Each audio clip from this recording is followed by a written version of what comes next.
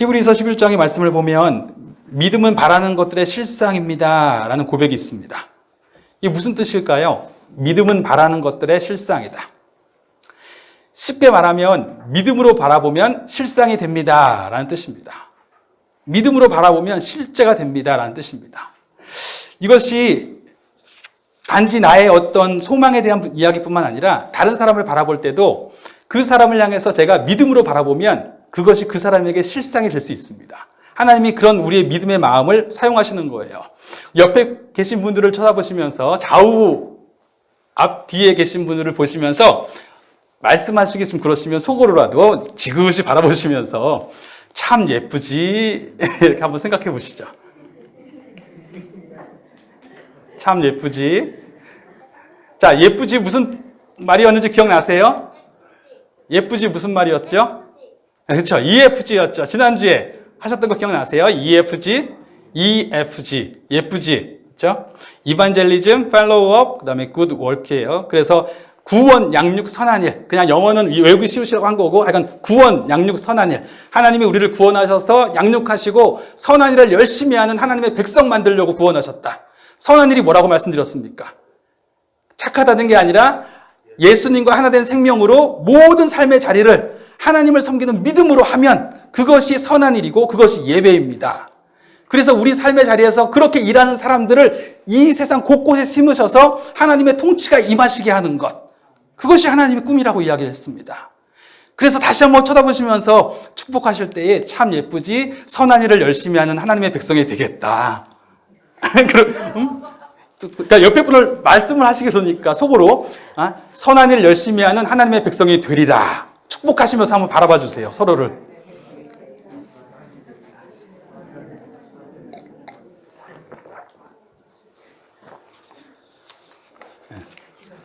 선한 일을 열심히 하시는 하나님의 백성이 되실 겁니다. 아멘. 복음 공동체란 말을 들으면 어떤 느낌이 드십니까? 보셨는지 모르겠는데 저희 교회 들어오실 때 오른쪽에 금색 게시판이 있어요. 금색 게시판을 보면 거기에 저희 교회 로고가 있고 거기 바로 옆에 복음 공동체 3이라는 세 글자가 쓰여져 있습니다. 복음은 제가 첫째 주에 말씀드렸던 생명의 이야기에 대한 거예요. 성경 말씀이 전하고 있는 복음, 즉 생명을 얻게 하는 이야기, 생명의 태어남에 대한 이야기입니다.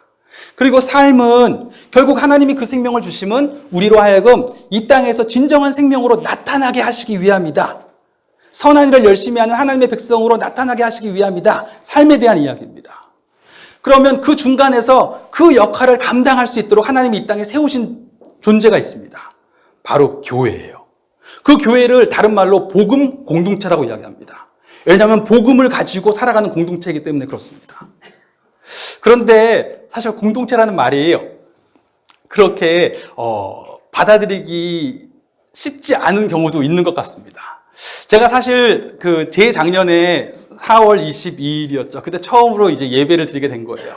원래 모교회였던 성남의 성신교회가 있고 성신교회에서 저희 가정, 저와 아내와 저희 아이들, 우리 가족을 여기에 가서 한번 교회를 시작해 보도록 해주셨죠. 그래서 교회 하는데 처음에 예배를 드리는데 딱 저희 가족만 왔잖아요.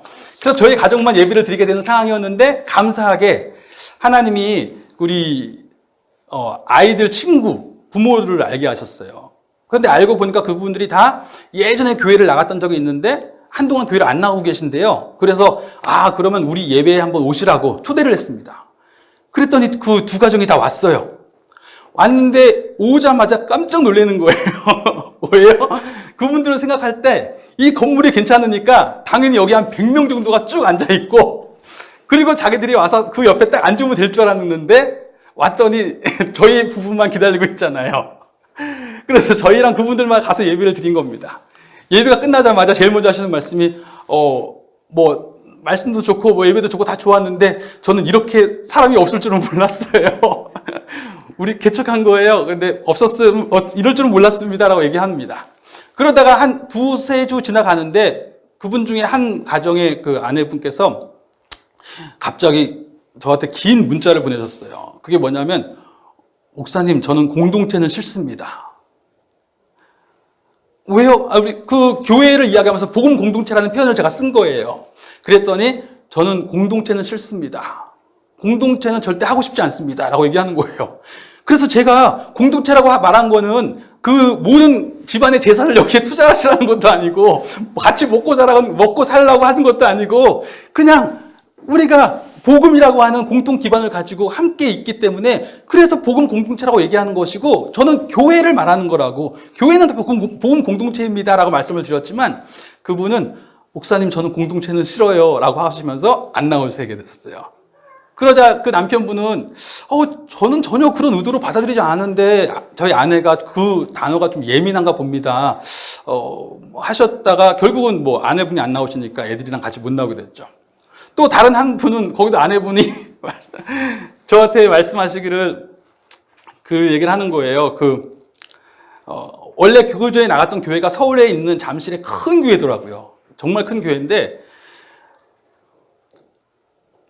저보고 목사님 저는 이 교회를 나오고 나서 자율성이 없습니다라고 이야기를 하는 거예요. 그래서 자율성이 뭘 말하는 거죠? 했더니 본인이 이제 그 큰 교회 나갈 때는 그 교회 나갈 동안에 자기가 교회에 오는지 안 오는지를 아무도 관심을 안 가졌대요. 그러니까 와도 누구도 자기한테 인사하지 않았고 자기가 안 가도 누구도 자기한테 전화하거나 궁금해하지 않았고 자기는 그게 신앙생활에 맞다고 생각한다는 거예요. 그게 자율적이지 않냐는 거죠. 얼마나 자율적이에요. 내가 가고 싶을 때 가고 가기 싫으면 안 가도 되고 그렇죠? 그냥 내가 교회를 그렇게 가고 싶은데 개척교회에 오니까 그 가족이 안 오면 성도가 없잖아요. 내가 안 오면 내가 안 가면 목사님이 아무도 없이 목사님은 혼자 예배드리겠구나. 이걸 알아버리니까 자율성이 없어진 거예요. 그리고 제가 주중에 당연히 전화를 자주 하고 그런 것도 부담스러울까봐 그냥 문자 가끔 한 번 할 수도 있잖아요. 이번 주 주일날 뭐 있습니다. 그런데 그걸 가지고 이제 말씀하시는 거예요. 목사님 주중에 문자하지 마세요. 왜요? 그랬더니 교회 그렇게 문자를 받으면 주일날 나와야 될 것 같잖아요. 주일날 나가고 안 나가는 제가 그냥 저는 교회는 그런 곳이어야 된다고 생각한다고 그러는 거예요. 그리고 안 나오셨어요. 처음 시작하자마자 이 두 가정을 제가 경험하면서 굉장히 많은 고민을 하게 된 거예요. 교회가 뭘까? 그래서 제가 제 친구 목회자들 큰 교회에서 지금 이제 막 사역하고 있는 목회자들한테 이제 연락을 해서 어떻게 하다 만나게 돼서 물어봤죠. 이런 일이 있었다. 어떻게 생각하냐 그랬더니 자기는 그 말을 너무 공감한대요. 자기 교회가 굉장히 큰 교회거든요. 수천 명, 만 명 넘어가는 그런 교회들에 있는 부교육자들인데 얘기하기를 자기가 부서를 맡고 나서 그 부서에 있는 사람들 전화번호 명단이 있으니까 전화를 했대요. 그러니까 부서가 아니라 이제 교구를 맡아서 아니 젊은 그 연령대로 세대별로 맡아서 그런데 30, 40대의 이 가정들의 전화를 하면 다들 왜 전화하세요? 그 젊은 세대가 500세대가 넘는데 젊은 세대 한 30대 세대만 500세대가 넘는데 10가정만 전화를 이렇게 받아주고 나머지는 왜 전화하냐는 거예요. 내가 나가고 싶으면 나가고 나는 이 교회에 나온 이유는 바로 그 이유 때문에 나왔다는 거예요. 내가 편하게 왔다가 편하게 가도 아무도 뭐라 그러지 않을 교회를 가고 싶었던 그래서 이 교회를 왔는데 왜 목사님이 나한테 전화를 하냐 이거예요.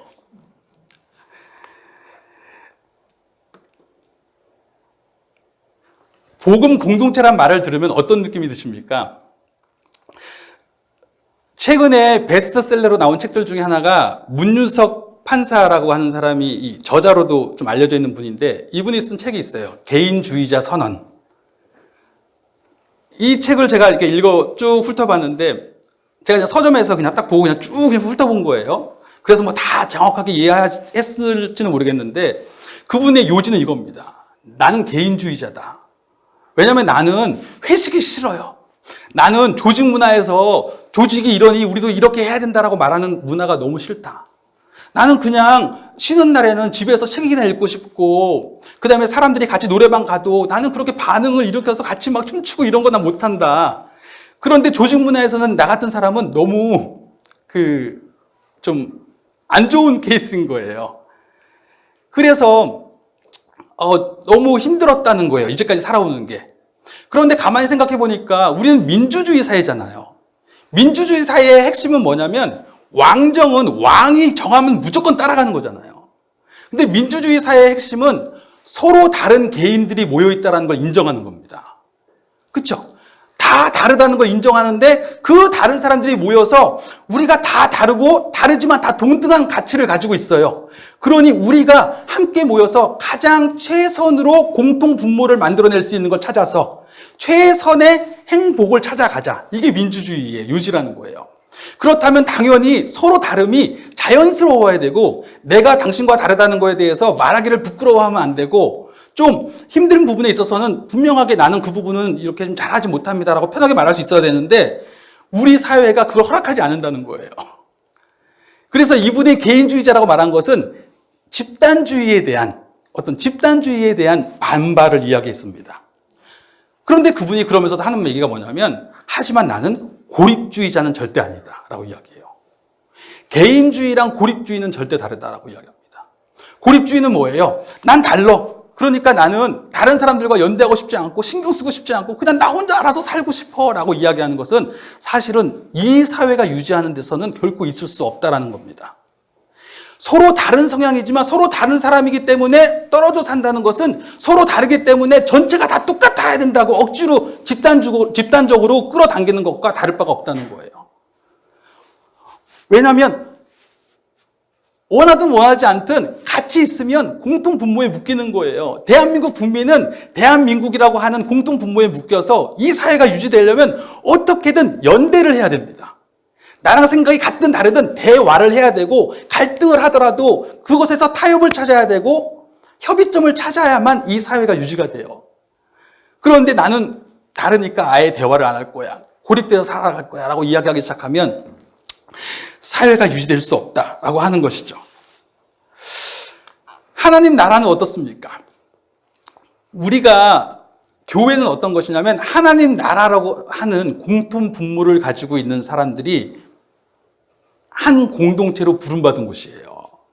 어느 날 내가 예수님을 알게 되었고 하나님의 생명으로 살게 되었는데 딱 보니까 나같이 부름받은 사람이 또 있는 거예요. 그렇게 부름받은 사람들이 다 모여서 하나님 나라라고 하는 혹은 예수님의 생명이라고 하는 공통 분모를 가지고 그 부르심의 의도가 무엇인지 하나님이 우리를 왜 부르셨는지를 생각하며 살아가고 있더라는 거죠.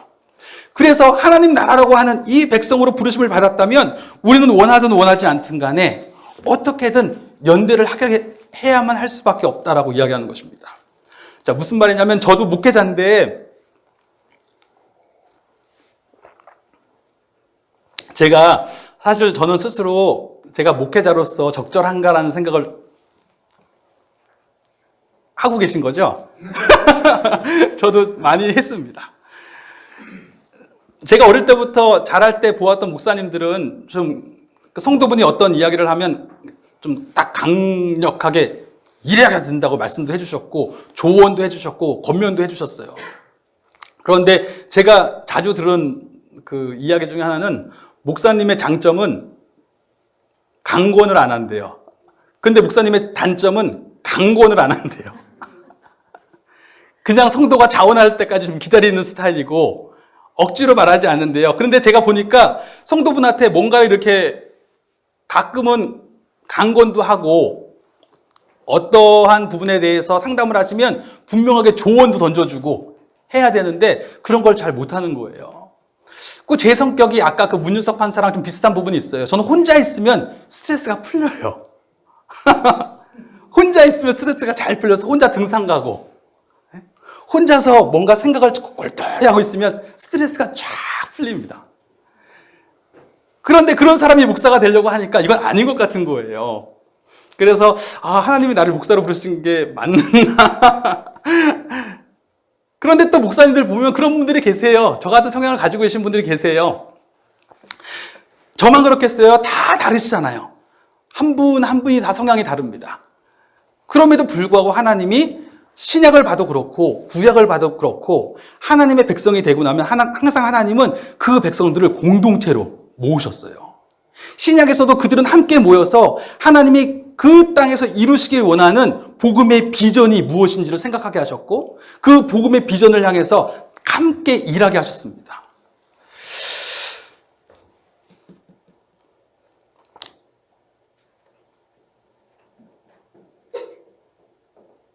지난주에 우리가 이야기했던 것처럼 하나님 나라의 캐스팅 보드라고 각 영역에 서로 다른 모습으로 서 있지만 그곳에서 하나님의 나라가 어떻게 세워져야 되는지를 묻고 하나님을 섬기는 마음으로 예배하며 살아가는 가운데 하나님의 통치가 이 땅에 임하게 하는 일에 함께 참여하도록 부르심을 받은 것이 바로 교회라는 것입니다.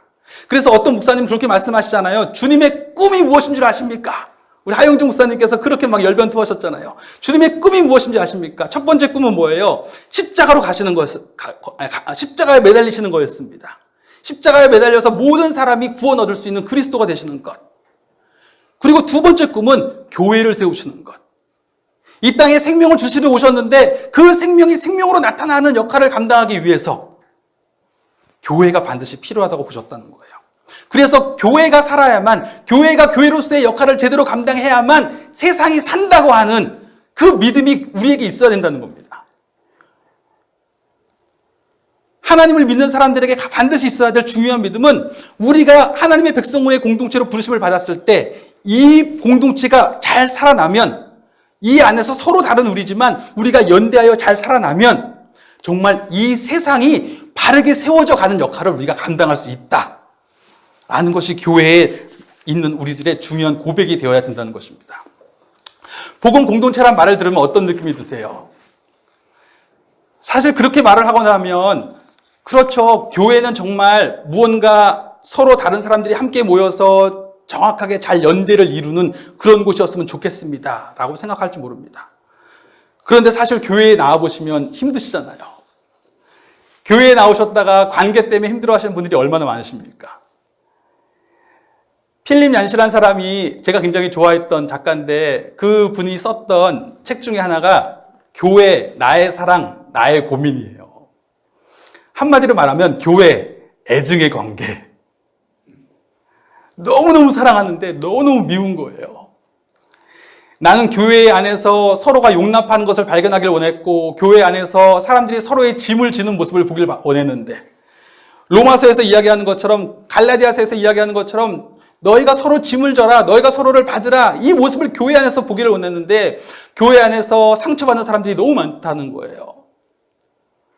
도대체 하나님은 뭘 기대하셨길래 이런 교회를 이 땅에 세우셨을까? 교회는 정답이 아닌 것 같은 겁니다. 교회는 답이 아닌 것 같아요. 여전히 이곳에는 너무 많은 고민이 있습니다. 제가 교회를 처음 나오게 되었을 때에 정말 준비되고 성숙한 사람들이 나를 기다려주길 원했는데 막상 나와보니까 그런 사람들이 없는 거예요. 어떤 사람들이 있어요? 딱 나 같은 사람들만 있는 거죠. 그렇죠. 교회에 가면 누군가 나를 섬겨주고 누군가 나를 용납해주기를 바라고 있는 사람. 이제 예수님을 믿게 되어서 여전히 하나님의 생명을 갖고 있다고는 하지만 여전히 육체의 옷을 입고 있잖아요. 육체 속에 갖고 있던 습관에 젖어서 여전히 그 습관과 하나님께서 주신 생명으로 살아야 되는 이 삶과의 이 사이에서 계속 고민하는 사람. 삶의 자리에서 내가 모든 삶의 자리를 예배로 살아야 된다는 걸 알고는 있지만 정신없이 일에 쫓기다가 보니까 넋 나간 사람이 되는 사람. 넋을 나가가지고 내가 지금 무엇 때문에 이 일을 하고 있는 것인지 어디로 가야 되는지를 도대체 모르겠는 사람. 그러다가 교회에 오면은 내가 정신 못 차리고 살았구나. 내가 하나님의 백성이지라는 것을 다시 생각하게 되기를 바라고 그렇게 오시는 분들 다 그런 사람들만 모여 있는 거예요. 그래서 어떤 분은 그런 얘기를 하지 않습니까? 완벽한 교회를 찾으셨어요? 네, 찾았습니다. 그러면 그 교회를 나가실 건가요? 네, 나갈 겁니다. 그러면 이제부터 그 교회는 굉장히 불완전하겠네요. 나가시는 순간, 내가 들어가는 순간 그 교회는 삐걱거리기 시작합니다. 그런데 하나님은 도대체 정답이 아닌데, 아무리 봐도 정답이 아닌데 왜 교회를 세우셨을까? 오늘 본문 말씀을 보니까 씨 뿌리는 비유가 나와요. 사실은 12월 달에 제가 한번 설교를 했던 본문이기도 합니다. 그렇죠? 예수님께서 말씀하셨어요. 어떤 농부가 씨를 뿌리는데 어떤 씨는 길가에, 어떤 씨는 돌밭에, 어떤 씨는 가시밭에, 어떤 씨는 좋은 땅에 뿌려졌습니다. 길가에 뿌려진 씨는 새들이 와서 쪼아먹어서 바로 없어졌고 돌밭에 뿌려진 씨는 금방 뿌리를 내렸지만 뿌리가 약하다 보니까 해가 내리쬐니까 바로 다 말라버렸어요. 가시밭에 뿌려진 씨는 잘 자라는 것 같지만 가시가 같이 자라니까 그 기운을 막아서 열매를 맺지 못합니다. 좋은 땅에서 뿌려진 씨앗만 열매를 맺었어요. 나중에 제자들이 물으니까 다 설명을 하셨죠. 자, 결국 핵심은 뭐냐면 좋은 땅에서 열매가 나오잖아요. 그렇죠? 그럼 어떤 땅이 좋은 땅인가요? 어떻게 들으면 환경의 문제처럼 들릴 수 있잖아요. 그렇죠? 길가가 있을 수 있고 돌밭이 있을 수 있고 가시밭이 있을 수 있고 옥토가 있을 수 있어요. 그러면 옥토인 환경에 뿌려진 씨앗은 반드시 열매를 맺겠구나라고 생각할 수 있지만 분명히 말씀하세요. 예수님이 그 20절에 보면 뭐라고 말씀하세요? 좋은 땅에 뿌려졌다는 것은 곧 말씀을 듣고 받아 30배나 60배나 100배를 결실하는 자니라. 무슨 말이냐면 결실을 하면 좋은 땅인 거예요. 환경의 문제가 아니라, 자, 생각해 보세요. 실제로 제가 그 씨를 뿌렸어요. 어떤 땅에는 이 씨를 뿌리면 그 땅에서 곡식이 잘 날 것 같아서 뿌렸고, 어떤 땅에는 전혀 기대하지 못하고 그냥 뿌려졌어요. 그런데 제가 기대했던 땅에서는 잘 안 열렸는데 기대하지 않았던 땅에서 곡식이 났어요. 씨 뿌린 사람의 마음에서 제가 기대했던 건 뭐냐면 그 열매거든요. 그러면 어디가 좋은 땅이에요? 열매 난 땅이 좋은 땅인 거예요. 열매가 나야 되는 겁니다. 그래서 실제로 그 다음에 나오는 내용이 뭡니까? 그 다음에 나오는 내용이 등불을 이야기해요. 등불을 가져온 이유가 여기 밑에다가 숨겨두려고 갖고 왔냐? 등경 위에 두려고 하지 않았나? 왜냐하면 등불을 가져온 이유는 비추려고. 즉 결실을 맺어야만 좋은 땅이라는 거예요. 그것이 중요하다고 이야기합니다. 자, 그러면 어떻게 결실을 맺어야 됩니까? 라고 이야기를 하니까 그 뒤에 나오는 비유는 이것이에요. 농부가 씨를 뿌리는데 자고 깨면서 나가서 씨앗을 돌봐요. 작물을 돌봅니다. 그런데 사실은 정확하게 어떻게 이 씨앗이 자라고 열매를 맺게 되는지는 잘 몰라요. 그냥 자고 나서 가보니 자라나 있고, 자고 나서 가보니 때로는 잡초도 나 있고, 잡초도 뽑기도 해보고, 자고 나서 가보니 병충해로 거미줄이 쳐 있어서 거미줄도 제거해보기도 하고, 또 자고 나서 보니 또 자라 있고, 막 그러다 보니까 어느 순간 이삭이 맺히고 곡식이 열리는 겁니다. 농부가 정답을 알아서 농사를 짓나요? 저희 장인어른도 문경에서 농사를 굉장히 크게 하세요. 제가 감도 드렸잖아요. 그 가을에 그 농사를 굉장히 크게 하시는데, 제가 장인어른은 지금 결혼하고 나서 계속 농사 짓는 걸 보잖아요. 정답대로 안 돼요. 그렇게 농사를 오래 지시고 정답을 다 안다고 생각하고 나름대로 다 그때마다 열심히 하시는데, 어쩔 때는 그렇게 열심히 했는데도 곡식이 안 맺히고, 어쩔 때는 전혀 생각지 못했던 작물이 잘 열려서 그게 수익을 낳고. 정답을 알고 농사를 짓나요? 전혀 정답을 알지 못하고 농사를 짓습니다. 그런데 농부는 그럼에도 불구하고 계속 농사를 지어요. 정답을 알지 못하는데 어떻게 농사를 지을 수 있는 건가요? 농부는 정답이 아니라 해답을 찾아가는 거예요. 농부는 목적을 압니다. 목표를 알아요. 비전이 있는 거죠. 그 끝에 무엇이 있어야 되는 건 아는 거예요. 다 곡식이 열렸을 때, 추수할 때가 되었을 때 어떠한 모습이 있어야 되는 걸 아는 거예요. 그렇죠? 그 모습을 이루기 위해서 그 자리에서 최선으로 이렇게도 해보고 저렇게도 해보고 하면서 계속 해답을 찾아가는 겁니다. 그 가운데 결실을 보는 거예요. 결국 교회도 동일합니다. 이 마가복음을 쓴 마가는 이 복음서를 그냥 앞으로 예수님 믿게 되는 사람들이 다 읽으라고 쓴 복음서가 아니에요. 최초의 목적은 마가가 속해 있는 어떤 복음 공동체한테 쓴 복음서입니다. 복음 공동체가 있어요. 그 공동체가 예수님의 복음을 더 정확하게 알 필요가 있어요. 왜요? 그것을 정확하게 알아야만 그들이 복음을 가지고 살아간다는 것이 어떤 의미인지를 알 것이고, 이 복음을 가지고 살 때에 어떤 자세로 살아가야 되는지도 알게 될 겁니다. 그래서 마가는 그 공동체를 향해서 이 복음서를 전달해 준 거예요. 이 마가 공동체가 어땠을까요? 초대 공동체니까 오늘날 같은 문제들이 없었을까요? 관계의 문제가 없었을까요? 전혀 그렇지 않습니다. 고린도 전서에서 보는 것처럼 초대교회도 어마어마한 문제가 있었어요. 차마 입에 담기 힘든 문제들이 막 나타납니다. 그런데 그럼에도 불구하고 그 사람들도 아마 고민이 있었을 거예요. 내가 예수님 믿고 나니까 새로운 생명이 왔고 정말 성령님이 나한테 임하시니까 성경 말씀이 깨달아지고 정말 하나님이 정말 믿어지고 내가 하나님이 믿어지니까 나의 삶이 바뀌고 정말 하나님께 기도할 마음도 생기고 정말 이 기쁨 주체할 수 없어. 그리고 기뻐하면서 살아가는데 교회로 모이니까 그때부터 힘들어지기 시작하는 거예요. 교회로 갔는데 이상하게 다 그렇게 기쁨 생명이 있는 사람들인데 서로 가운데 삐걱거리는 게 있는 것입니다. 그러면서 그 사람들도 고민하기 시작하는 거죠. 이게 정답인가? 이거 정답 아닌 것 같은데 라고 생각하는 겁니다. 이렇게 해서 비전을 이룰 수 있을까?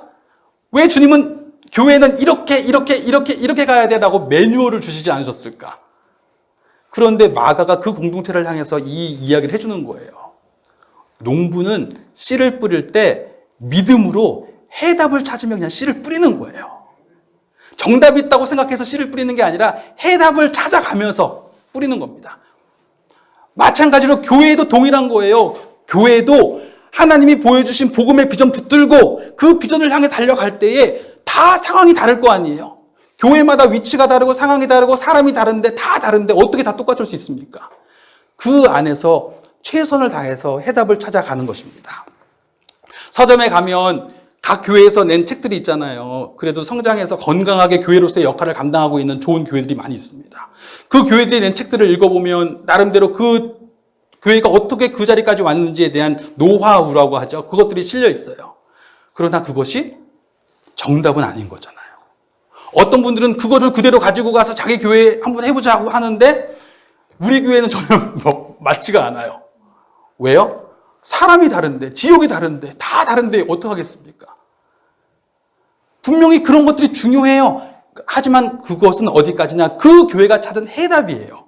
그 지역에서 그들이 치열하게 고민하고 복음의 비전 붙들고 하나님 어떻게 우리에게 주신 이 생명이 우리 삶의 자리에서 정말 생명으로 나타나고 이 생명을 가지고 사는 것이 정말 복이구나 라는 것을 경험하도록 이 생명으로 나타나고 그 생명이 나타날 때 이 세상이 우리 안에 저런 생명이 있다는 것이 정말 놀랍다. 저들이 하나님의 생명을 갖게 되니까 우리 삶의 자리까지도 변화되는구나라는 것을 보게 되는 이 생명이 나타나는 삶이 되어줄 수 있을까? 이것을 가지고 계속 고민하면서 교회가 어떻게 하면 교회가 될 수 있습니까? 라고 고민하면서 같이 가는 겁니다. 그렇게 간 결과물을 그들 나름대로 쓰신 것이고 우리는 그것을 참고하는 것일 뿐입니다. 그럼 우리도 동일하게 가는 거예요. 교회는 정답대로 가는 데가 아니라 해답을 찾아갑니다. 우리는 이미 너무 오랫동안 학교에서 공부하다가 보니까 시험을 보다 보니까 정답이 있다고 생각하는 오해를 하는 것일 뿐이에요. 그러나 실컷 그렇게 살다가 사회에 나오면 이런 말씀 혹시 관련 직종이 계실까 봐 걱정이 되는데 꼭 그런 말씀 많이 하잖아요. 교직에 계시던 분 혹은 목회자들이 제일 사기 잘 당한다고. 왜요? 정답이 있다고 생각하는 사람들. 정답이 있다고 생각하는 사람들이 사기를 잘 당한다는 거예요. 정답이 없잖아요. 정답대로 사는 인간이 누가 있습니까? 정답대로 사는 인간이 있다면 세상에는 자유가 없는 거예요. 인간에게 자유의지가 있다는 것은 각 사람이 어떻게 결정할지를 모른다는 겁니다. 아무도 정답대로 살지 않으십니다. 다만 인간이 가야 될 방향을 아는 거죠. 우리가 어떤 방향으로 살아야 되는지를 고민하는 것입니다. 그래서 얀시는 제가 아까 말했던 교회 나의 사랑 나의 고민을 쓴 그 얀시는 이렇게 얘기를 해요. 자신의 고민을 실컷 얘기를 하다가 책 한 권 동안 내내 그 고민을 얘기해요. 교회 안에서의 고민 얘기하다가 마지막에 하나님은 그럼에도 불구하고 왜 이 땅에 교회를 세우셨을까? 그러면서 그분이 제시하는 그림이 하나 있는데 자기가 발견한 해답이 있어요. 그것은 무엇이냐면 중학교 오케스트라예요. 자, 중학교 오케스트라가 어떻습니까? 오케스트라, 중학생이 보는 베토벤의 그 오케스트라 악보랑 저기 세계 최정상의 교향악단이 그 보는 이 악보랑 다를까요? 악보는 똑같아요. 악보는 똑같고 그것을 연주해야 되는 걸 알아요. 연주를 해서 그 소리를 만들어내야 된다는 동일한 목표가 있습니다. 그러나 아직 실력이 부족해요. 그것을 어떻게 연주해야 될지 몰라서 열심히 노력합니다. 그 과정에서 아직 불협화음도 나고요. 연주자들만 부족한 게 아니라 지휘자도 부족해요. 세계 최정상의 오케스트라 단장의 지휘자가 중학교 오케스트라 지휘자로 오지 않는 거예요. 그렇죠? 그럼 뭐지? 이렇게 생각하실 수 있지만 또 반대로 그 단계에 간 분들은 다 또 그 과정을 다 겪으신 거예요. 그 과정을 다 겪어서 그 자리까지 간 겁니다. 그렇죠? 그런데 중학교 오케스트라가 대부분은 그리고 더 근본적으로 말하면 세계 최정상의 오케스트라로 갔다고 할지라도 그들 역시 여전히 이 연주를 어떻게 해야 되는가라는 고민은 동일하게 하고 있습니다. 왜요? 지휘자가 바뀔 때마다 연주가 바뀌어요. 그들 역시도 우리가 갖고 있는 이 악보가 있고 이 악보를 가지고 음악을 만들어내야 되는데 어떻게 하면 이 작곡가의 의도 혹은 작곡가의 의도를 넘어서서 사람이 들을 수 있는 그 음악의 향연을 최상으로 만들어낼 수 있을까라고 하는 깊은 고민을 계속합니다. 그 고민을 그 삶의 자리에서 다 하고 있는 거예요. 그런데 중학교 오케스트라 역시도 중요하다는 거죠. 그 과정으로서도 중요하고 그들 역시도 그 고민을 하고 있는 것일 뿐입니다. 그런데 그 오케스트라의 연주만 들으면 너무 형편이 없는 거예요. 연주가 저거밖에 안 돼? 라고 생각할 수도 있습니다. 하지만 세계 최정상의 오케스트라가 이 지역 온 세계를 돌아다니면서 음악을 연주해요? 아니잖아요. 어떤 사람들은요, 그나마 그들이 이런 음악이 있구나, 사람이 만들어낼 수 있는 음악의 소리가 이런 것이 있구나라고 경험해 볼 수 있는 기회는 그 근처에 사는 중학생들의 오케스트라밖에 없을 수도 있습니다. 비록 부족하고 연약하지만 그들이 그 단계에서 자신들이 갖고 있는 악보를 가지고 최선을 다해서 소리를 만들어내려고 하는 그 모습 가운데 어떤 사람들은 저런 음악이 있구나, 저런 소리가 만들어낼 수 있구나, 그 소리를 들으면서 그러면 저 소리의 끝에는 어떤 게 있을까? 정말 저렇게 연습하고 훈련받아서 나중에 저 연주자들이 진정한 소리를 낼 수 있게 될 때 마치 교회가 마지막 갖고 있는 그 연주의 모습이 무엇이겠습니까? 요한계시록에 나오는 모습이죠. 천하만국에서 각종 서로 다른 민족, 언어, 나라, 백성들이 다 몰려와서 하나님 앞에서 다 할렐루야 찬양하는 거예요. 그 어마어마한 광경을 보는 겁니다. 그런데 그 광경을 앞에 나아가는 순간까지 그 과정까지 많은 시행착오가 있겠지만 사람들이 보면서 저들이 지금 저렇게 삐걱거리고 저렇게 불협화음을 내지만 그 소리를 만들어내려고 온 힘을 다해서 가고 있네. 그렇다면 그 끝에 무엇이 있을까? 그 기대감을 품게 하는 역할을 분명히 감당하고 있다는 겁니다. 그것을 감당하고 있다면 비록 지금 불협화음이 나고 비록 지금 삐걱거리고 지금 부족해도 교회가 해답이라는 거예요.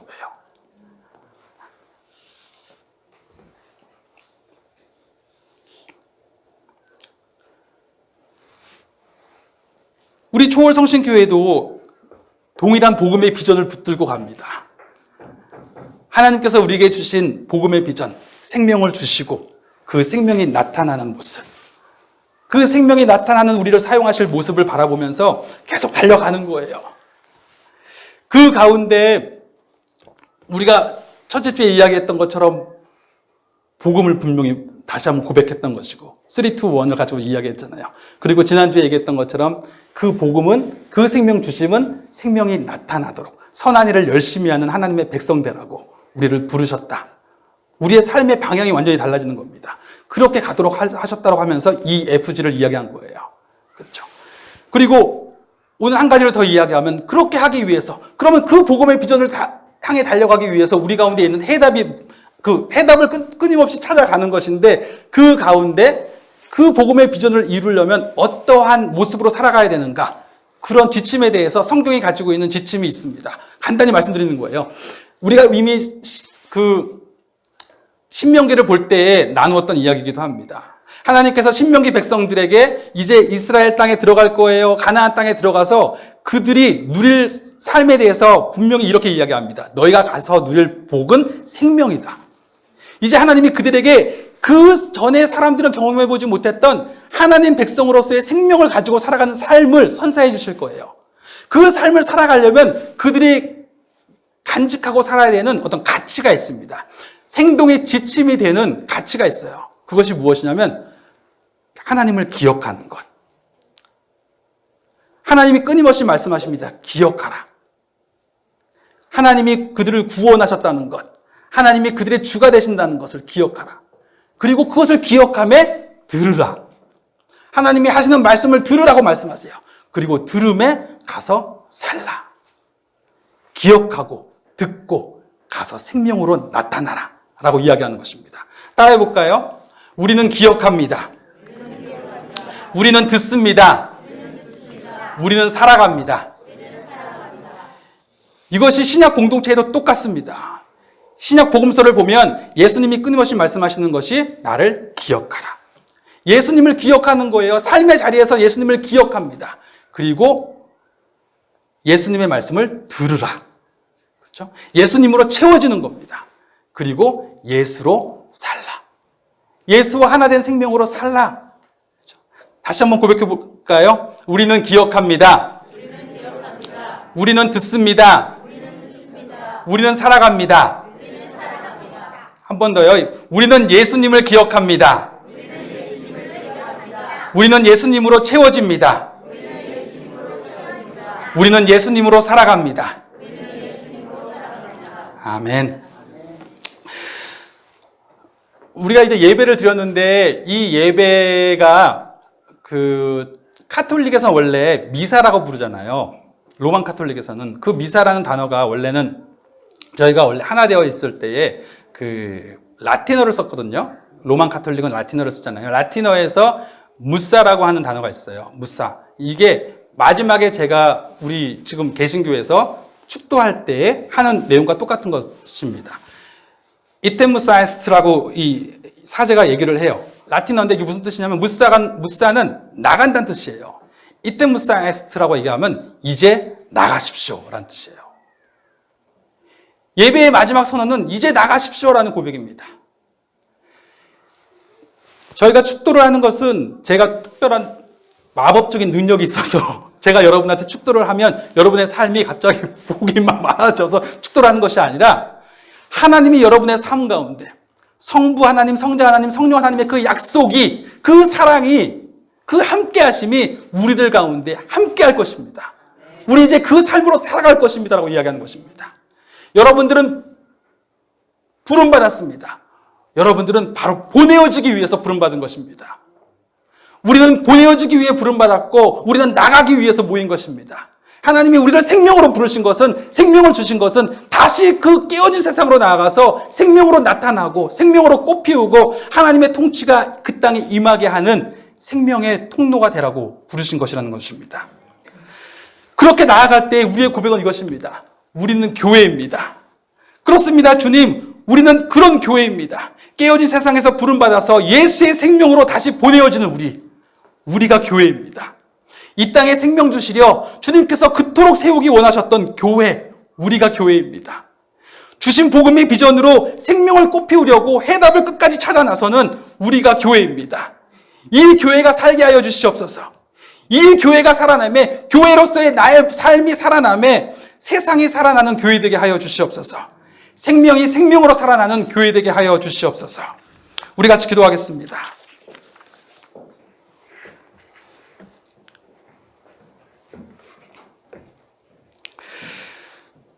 그렇습니다. 주님께서 우리에게 생명 주신 것,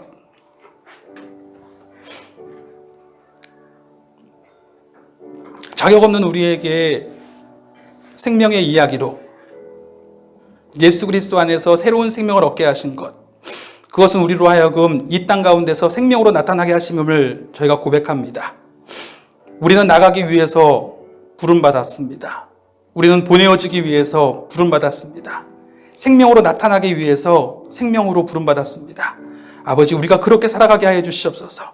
그렇게 부름받은 우리가 교회임을 날마다 기억하며 생명으로 나타나는 삶이 되게 하여 주시옵소서. 우리 같이 기도하겠습니다. 하나님